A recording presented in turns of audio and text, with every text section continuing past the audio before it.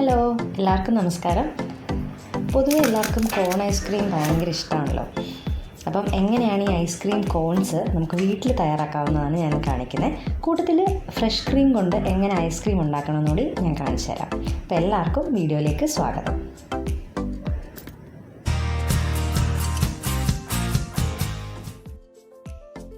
First നമുക്ക് ice cream റെഡിയാക്കാം. ഞാനിവിടെ മാംഗോ ഐസ്ക്രീമാണ് ചെയ്യുന്നത്. അതിനുവേണ്ടി ഞാനൊരു പഴുത്ത മാങ്ങ ചെറുതായിട്ട് അരിഞ്ഞ് മിക്സിയിലിട്ട് ഇതുപോലെ പൾപ്പാക്കി എടുത്തിട്ടുണ്ട്. ഇനി ഞാനിവിടെ ഐസ്ക്രീമിനായിട്ട് ഫ്രഷ് ക്രീമാണ് എടുത്തിരിക്കുന്നത്. ഇത് നിങ്ങൾ റെഫ്രിജറേറ്റ് ചെയ്തിട്ട് വേണം യൂസ് ചെയ്യാൻ. ഐസ്ക്രീം ഉണ്ടാക്കുന്ന സമയത്ത് മാത്രം ഫ്രിഡ്ജിൽ നിന്ന് എടുക്കുക. എന്നിട്ട് ഇതുപോലെ അതിൻ്റെ ആ ഒരു എൻഡ് പോർഷൻ കട്ട് ചെയ്തിട്ട് അതിൽ നിന്ന് നിങ്ങൾക്ക് ഈസി ആയിട്ട് ക്രീമും അതിൻ്റെ ലിക്വിഡ് പോർഷനും സെപ്പറേറ്റ് ചെയ്തെടുക്കാവുന്നതാണ്. ഫ്രിഡ്ജിൽ വെച്ചാൽ മാത്രമേ നമുക്ക് ഇതുപോലെ തിക്കായിട്ട് കിട്ടത്തുള്ളൂ. ഇല്ലെന്നുണ്ടെങ്കിൽ ലിക്വിഡായിട്ടായിരിക്കും ഉണ്ടാവുക. സോ നിങ്ങൾക്ക് അങ്ങനെ രണ്ട് രീതിയിൽ സെപ്പറേറ്റ് ചെയ്യാം. ലിക്വിഡ് പോർഷൻ നിങ്ങൾക്ക് മറ്റാവശ്യത്തിന് വേണ്ടിയിട്ട് ഉപയോഗിക്കുകയും ചെയ്യാം.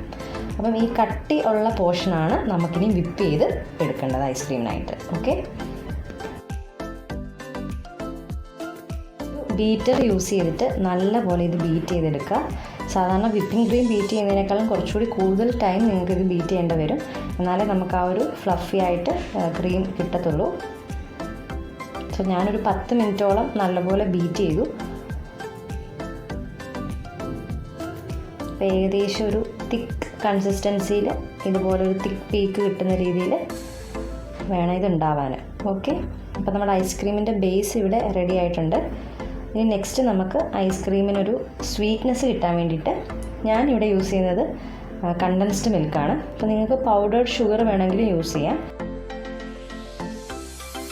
സോ ഞാനിവിടെ 2 ടേബിൾ സ്പൂൺ കണ്ടൻസ്ഡ് മിൽക്കാണ് യൂസ് ചെയ്യുന്നത്. നിങ്ങളുടെ മധുരത്തിനനുസരിച്ച് നിങ്ങൾക്കിത് മാറ്റാവുന്നതാണ്. എന്നിട്ട് ഒന്നുകൂടി ഇത് നല്ലപോലെ ഒന്ന് ബീറ്റ് ചെയ്തെടുക്കുക.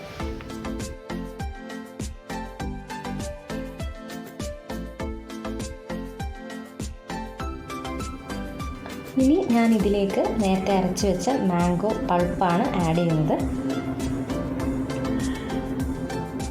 അതും കൂടി ആഡ് ചെയ്തിട്ട് ഇത് നല്ലപോലെ ഒന്ന് ഫോൾഡ് ചെയ്ത് മിക്സ് ചെയ്യുക.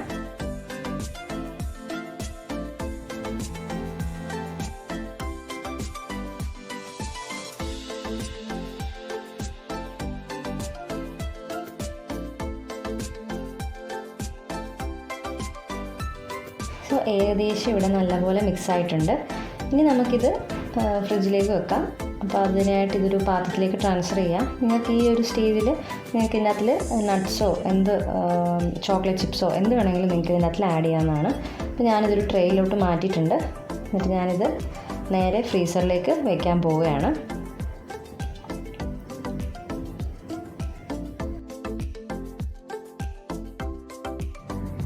ഐസ്ക്രീമിലൊരു ബൈറ്റൊക്കെ കിട്ടാൻ വേണ്ടി ഞാനിവിടെ വാൽനട്ടാണ് യൂസ് ചെയ്തിരിക്കുന്നത്. നിങ്ങൾക്ക് ഇഷ്ടമുള്ള നട്ട്സോ അല്ലെങ്കിൽ ഈവൻ മാംഗോ പീസസോ ഒക്കെ നിങ്ങൾക്ക് ഇതിനകത്തിൽ ആഡ് ചെയ്യാം. എന്നിട്ട് ഇതൊരു 4 to 6 hours ഫ്രീസ് ചെയ്യാനായിട്ട് വയ്ക്കാം. ഇനി നെക്സ്റ്റ് നമ്മൾ ഐസ്ക്രീം കോൺസ് ആണ് തയ്യാറാക്കുന്നത്. അതിന് വേണ്ടിയിട്ട് ഞാൻ ആദ്യം തന്നെ 2 മുട്ടയുടെ വെള്ളയാണ് ആഡ് ചെയ്ത് കൊടുത്തിരിക്കുന്നത്. അതിലേക്ക് ഒരു 1/4 കപ്പ് പഞ്ചസാര പൊടിച്ചത് ആഡ് ചെയ്യുന്നുണ്ട്. എന്നിട്ട് നല്ലപോലെ ഇതൊന്ന് മിക്സ് ചെയ്തെടുക്കാം.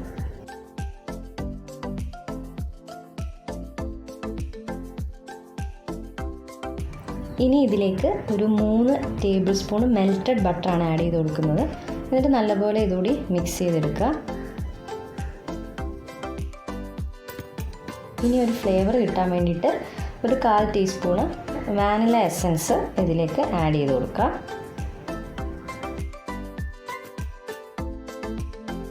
അപ്പോൾ ഇത് ഏകദേശം നല്ലപോലെ മിക്സ് ആയിട്ടുണ്ട്.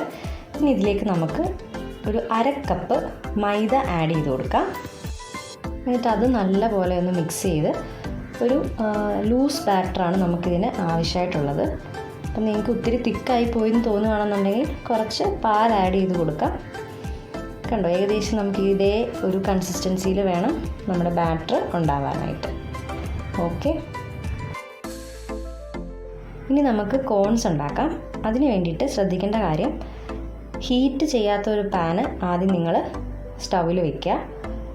ഫ്ലെയിം ഓൺ ആക്കണ്ട. എന്നിട്ട് അതിലേക്ക് നിങ്ങൾക്ക് കുറച്ച് ബാറ്റർ ആഡ് ചെയ്ത് നല്ലപോലെ ഒന്ന് സ്പ്രെഡ് ചെയ്തെടുക്കുക. നമ്മൾ സാധാരണ ദോശയ്ക്കൊക്കെ സ്പ്രെഡ് ചെയ്യുന്ന പോലെ നല്ലപോലെ ഈവനായിട്ട് സ്പ്രെഡ് ചെയ്യാൻ ശ്രമിക്കുക. ഓക്കെ, പ്രത്യേകം ശ്രദ്ധിക്കുക, ഹീറ്റ് കൊടുക്കരുത് ഈ സമയത്ത്. ഇനി നിങ്ങൾ നല്ലപോലെ സ്പ്രെഡ് ചെയ്തതിന് ശേഷം മാത്രം ഹീറ്റ് കൊടുക്കുക. പക്ഷേ ഹീറ്റ് കൊടുക്കുമ്പോൾ ഏറ്റവും ലോവസ്റ്റ് ഫ്ലെയിമിൽ വേണം നിങ്ങളിത് ഇടാനായിട്ട്. ഓക്കെ, ഇനി ഒരു ബ്രൗൺ കളർ ആവുന്ന വരെ ഒന്ന് വെയിറ്റ് ചെയ്യുക. നിങ്ങൾക്ക് ശരിക്കും കാണാൻ പറ്റും ചെറിയ ചെറിയ ഒരു ബ്രൗൺ കളർ പോലെ ഇടയിൽ ഇങ്ങനെ വരുന്നതായിട്ട്. അങ്ങനെ വരുമ്പം നിങ്ങൾക്കിത് തിരിച്ചിടാവുന്നതാണ്. അങ്ങനെ രണ്ട് സൈഡും നല്ലപോലെ ഒരു ബ്രൗൺ കളർ ആകുമ്പോഴത്തേക്ക് നിങ്ങൾക്കിത് മാറ്റാവുന്നതാണ്. സോ ഏകദേശം ആയിട്ടുണ്ട്. ഇനിയിപ്പോൾ ശ്രദ്ധിക്കേണ്ട കാര്യം എന്ന് വെച്ചാൽ ഇത് ചൂടോടെ തന്നെ നമ്മളിത് റോൾ ചെയ്ത് എടുക്കുക. ഒരു കോൺ ഷേപ്പിലേക്ക് ചൂടോടെ തന്നെ വേണം ഇത് റോൾ ചെയ്ത് എടുക്കാനായിട്ട്. അപ്പം ഒരു തുണിയുടെ സപ്പോർട്ട് കൊണ്ടോ നിങ്ങൾക്ക് എങ്ങനെയാണോ കംഫർട്ടബിൾ, കൈ പൊള്ളാതെ വേണം ഇത് ചെയ്യാൻ. അപ്പോൾ നല്ല ചൂടാണ്, നമുക്കിത് റോൾ ചെയ്യാൻ കുറച്ച് ബുദ്ധിമുട്ടായിരിക്കും. സോ പെട്ടെന്ന് തന്നെ ഒരു തുണിയുടെ സഹായത്തോടെ ഇത് ഒന്ന് റോൾ ചെയ്ത് കോൺ ഷേപ്പിലേക്കാക്കി എടുക്കുക.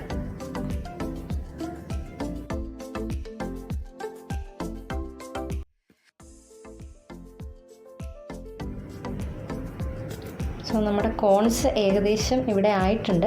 അപ്പോൾ ഇതൊന്ന് തണുക്കുമ്പോഴത്തേക്ക് ഇത് നല്ല കട്ടിയായിട്ട് വരും, നല്ല ക്രിസ്പി ആയിട്ട് നമുക്കിത് കിട്ടും.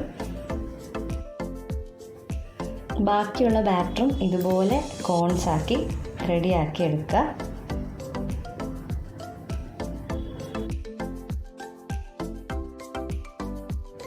അങ്ങനെ നമ്മുടെ ഐസ്ക്രീം കോൺസ് ഇവിടെ റെഡി ആയിട്ടുണ്ട്. നല്ല ക്രിസ്പി ആയിട്ടുള്ള കോൺസാണ്. പിന്നെ വാനില എസൻസ് ഒക്കെ ഉള്ളതുകൊണ്ട് നല്ലൊരു ടേസ്റ്റും ഉണ്ട് നമുക്കിതിന്. നിങ്ങൾ ജസ്റ്റ് കാണിച്ചു തരാം. ഓക്കെ, നല്ല ക്രിസ്പി ആയിട്ട് നമുക്ക് ഈസിലി ബ്രേക്ക് ചെയ്യാൻ പറ്റും. ഓക്കെ, ഇനിയിപ്പോൾ നമുക്കൊരു 6 hours ഒക്കെ കഴിഞ്ഞിട്ടുണ്ട്. നമുക്കിത് ഫ്രീസറിൽ നിന്ന് മാറ്റി നമ്മുടെ ഐസ്ക്രീംസ് നോക്കാം. ഇനി നിങ്ങൾക്ക് നിങ്ങളുടെ കോണിലേക്ക് ഐസ്ക്രീംസ് പ്ലേസ് ചെയ്യാം. കുട്ടികൾക്കൊക്കെ ഭയങ്കര ഇഷ്ടമാവും ഇത്. കാരണം നമുക്ക് എപ്പോഴും ഒന്നും മേടിക്കാൻ പറ്റത്തില്ല എന്നുണ്ടെങ്കിൽ ഇതുപോലെ സിമ്പിളാക്കിയിട്ട് നമുക്ക് വീട്ടിൽ ചെയ്യാവുന്നതേ ഉള്ളൂ. അപ്പോൾ എല്ലാവരും ഇത് ട്രൈ ചെയ്ത് നോക്കണം. ഓക്കെ, എന്നിട്ട് ഫീഡ്ബാക്ക് അറിയിക്കാം. 1-2 ടിപ്സ് ഞാൻ പറഞ്ഞത് ഒന്ന് ശ്രദ്ധിച്ചാൽ മതി. അപ്പോൾ നമുക്ക് എക്സാക്ട്ലി ഇതേപോലെ തന്നെ നമുക്കിത് കിട്ടും. ഓക്കെ, സോ നിങ്ങളുടെ അഭിപ്രായങ്ങളൊക്കെ കമൻറ്റ് ബോക്സിൽ പറയുക. മറ്റൊരു വീഡിയോ ആയിട്ട് ഞാൻ വരുന്നതായിരിക്കും. അതുവരേക്കും ബൈ ബൈ.